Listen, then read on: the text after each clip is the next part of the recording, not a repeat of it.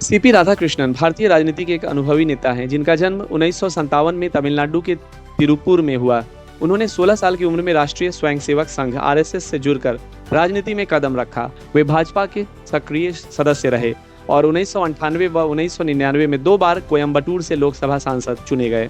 उन्होंने कई महत्वपूर्ण संसदीय समितियों की अध्यक्षता की और तमिलनाडु में भाजपा की मजबूत पकड़ बनाने में भी अहम भूमिका निभाई। 2016 से 2020 के बीच वो कॉयर बोर्ड के अध्यक्ष भी रहे, जहां उन्होंने निर्यात को रिकॉर्ड स्तर पर पहुंचाया। इसके बाद वे झारखंड, तेलंगाना, पुडुचेरी व महाराष्ट्र के राज्यपाल भी बने। उनकी प्रशासनिक और राजनीतिक योग्यता को देखते हुए राष्ट्रीय जनतांत्रिक गठबंधन यानी एनडीए ने उन्हें 2025 के उपराष्ट्रपति चुनाव के उम्मीदवार के रूप में पेश किया।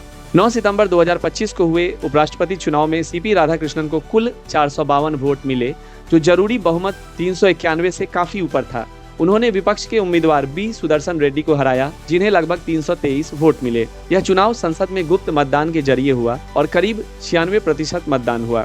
उनकी जीत राजनीतिक स्थिरता और अनुभव की जीत मानी जा रही है। उपराष्ट्रपति के पद पर उनकी भूमिका में वे राज्यसभा के सभापति भी होंगे, जहां उनका कर्तव्य संसद की कार्यवाही सुचारू रूप से संचालित करना होगा। उनकी यह सफलता भारत के लिए एक नए नेतृत्व की उम्मीद लेकर आई है, खासकर जब देश में आंतरिक सुधार और कूटनीति दोनों ही महत्वपूर्ण है। इस प्रकार सीपी राधाकृष्णन की जीत उनके लंबी राजनीतिक सेवा, व्यापक अनुभव और भाजपा केंद्रीय नेतृत्व की रणनीति का परिणाम है, जो भारतीय राजनीति में एक मील का पत्थर साबित हुई है। सीपी राधाकृष्णन की जीत में क्रॉस वोटिंग का अहम रोल रहा है। उपराष्ट्रपति चुनाव में उन्हें कुल 452 वोट मिले, जबकि एनडीए के पास 427 सांसद थे। इसका मतलब है कि उन्हें संयोग से 25 अतिरिक्त वोट मिले, जिनमें से अधिकांश क्रॉस वोटिंग के कारण थे। क्रॉस वोटिंग का अर्थ होता है जब किसी सांसद को अपनी पार्टी के सिफारिश के विरोध में या अपनी पार्टी के उम्मीदवार के बजाय दूसरे उम्मीदवार को वोट देना पड़ता है। इस चुनाव में विपक्ष के कुछ सांसदों ने सीपी राधाकृष्णन के पक्ष में वोट दिया। खासकर इंडिया ब्लॉक के करीब 14 सांसदों ने एनडीए उम्मीदवार का समर्थन किया, जिससे विपक्ष को बड़ा झटका लगा।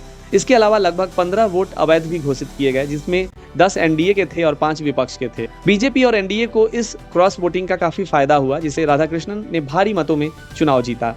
भाजपा ने अपने सभी घटक दलों को एकजुट रखकर और विपक्ष के सांसदों की शिकायतों को भांपकर इस रणनीति को सफल बनाया। इसका राजनीतिक अर्थ यह है कि मोदी शाह की रणनीति विपक्ष के लिए चुनौती बनी हुई है और देश में उनकी पकड़ मजबूत है। इस चुनाव में विपक्ष ने अपनी एकता दिखाने के लिए मजबूत उम्मीदवार रखा था, लेकिन क्रॉस वोटिंग की वजह से एकजुटता में दरार आई। भाजपा के मुख्य सचेतक संजय जायसवाल ने भी कहा कि कई विपक्षी सांसदों ने अपनी अंतरात्मा की आवाज सुनकर एनडीए के उम्मीदवार को वोट दिया। समग्र रूप से क्रॉस वोटिंग ने सीपी राधाकृष्णन की जीत को संभव बनाया और विपक्ष को बड़ा झटका दिया है, जो भारतीय राजनीति में एक महत्वपूर्ण घटना मानी जा रही है।